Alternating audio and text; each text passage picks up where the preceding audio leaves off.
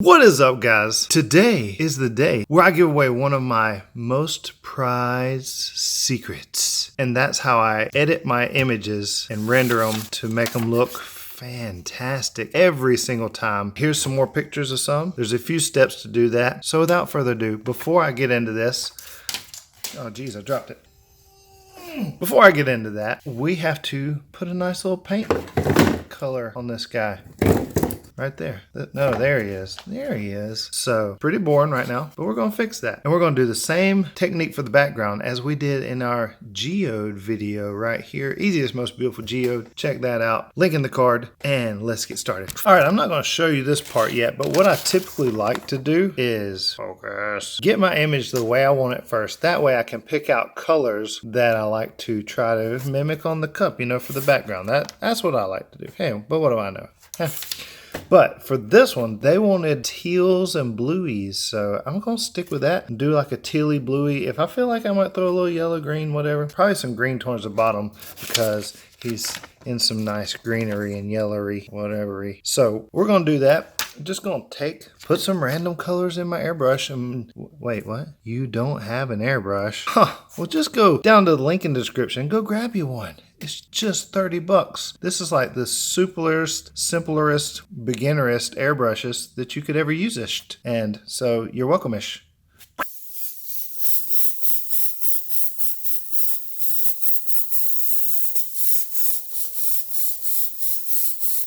There. Now that you got it basically the way you want it. Ooh, pretty. If it looks pretty like this, then you're going in the right direction. Let's go. All right, for this part, you're going to want to get you a nice little mister that atomizes very nicely, like this. Ooh, beautiful. See this raining? See the little mist? And you want to have your painted Tumbler airbrushed with alcohol inks. I guess you could brush it on too. I mean, I guess you have to airbrush, but you know, it's kind of my thing. I kind of like it. And if you ever tried it, you would love it too, how easy it is. Boom, so simple. That was so quick. So you grab this, you do this, you mist it all the way around to your liking. And if you want to, you can shoot it up in the air and let it fall on it like a gentle mist for little tiny speckles. So we're just going to do that to your liking. I'm going to let you watch it because it's really satisfying. Watch this. Boom. Oh my gosh. Did you see that magic happen that fast? Seriously, guys. It's so hard to make yourself stop. Do the bottom. Oh my gosh, that's so sick. I'm going to do some in the air too and let it wave it up in the air. Boom. Just keep playing with it. Experiment with the dot patterns. The more saturated you get, the bigger the blobs and the more watercolory painty it gets. So I like to keep it like this. I'm satisfied with this. This is super sick. Look at all the interesting, like everywhere you look, the color's beautiful. It's interesting shapes and things to look at. This is the perfect base for almost anything. That's why I love it so much. And the next step is to mate clear. Man, I lost my A. I used my last one. I think I'll do this one like this with the E with a thing. Clear A. Yeah, there we go. Do that next. Let this dry, of course. And it dries really quick, so you can do it pretty good. Light coats, nice and even. If you don't know how to use the Mate Clear A, click the link in this video right here. I'll give you the whole rundown of how to use that stuff because it's really fancy because of the Clear A. While we're letting that dry, let's head on over to the pewter and I'll show you how to do this. First, we got to get on my phone. So let's get on my cellular device, okay? Okay. All right, guys. Now, this is going to be a little bit different than usual for the beginning here because I got to show you on my phone what we have here. Is the picture of the cute little doggy we're gonna use. And if you'll notice, it's pretty grainy looking. The resolution is pretty not very good, you know? Okay, so what we're gonna do, we're gonna take this picture here. We're gonna open up this app right here, Remini. Now this app is some sort of sorcery, is all I can tell you. I do not know how this works. It just does, and I'm so glad that it does, because I'm going to show you. This is one of my secrets to getting the perfect picture, and now you are going to have this secret. So the next thing you're going to do is hit Enhance. Then you find your little doggy picture right there. Get your task after seeing the ad, and of course you have to do that. After the ad, hit the X button, and it'll keep going, and there it did its magic. Look at this. Look at the before and the after. Look how clean. His nose before. You can't really see any detail after. Look at that fur detail. This is perfect. There you go. There's your picture. Click this download button right here.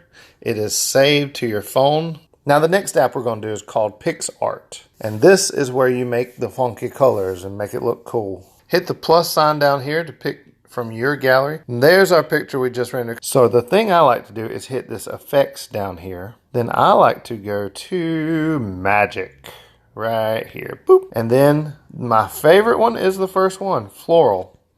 And it changes the colors, really makes it dynamic. But if that's too much for you, which it is usually, I press that same box again and pulls up this slider right here where you can set the fade from the effect to the original. So I like to hit it somewhere in the middle right there. Look at that. That's sick. Hit check mark, boom. You're done. You may want to play with others because they're just fun to look at and you might find something that works really good. The next thing you want to do, hit this little arrow button right here. Just hit save at the bottom and it saves to your gallery. So here's our edited one that we did with the Remini. And then here's the one we just did with our PixArt. So the next thing we have to do, you don't have to. I guess you could print it like this and cut it out by hand. But I like to go ahead and remove the background. For this, I like to use the Autodesk Sketchbook app. So what we're going to do is, this is where I drew the Joey face. That's funny. What we're going to do is we're going to hit new from image.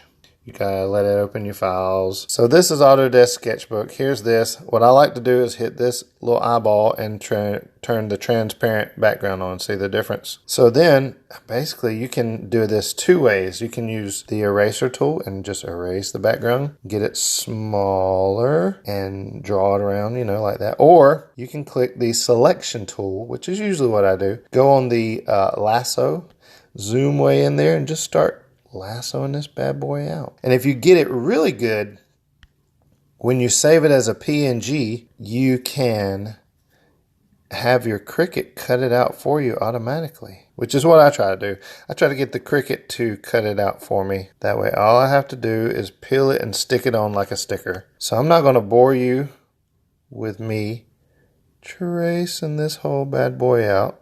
Okay, so now that we have it cut out, we're going to invert it and then we'll hit clear. Booyah! There we go. There's a perfect rendered doggy.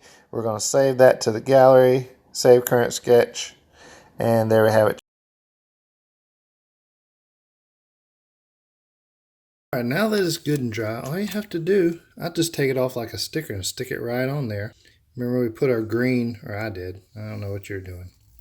Put my green right there. I always like to start in the middle and then work my way out this way. Boom. And out this way.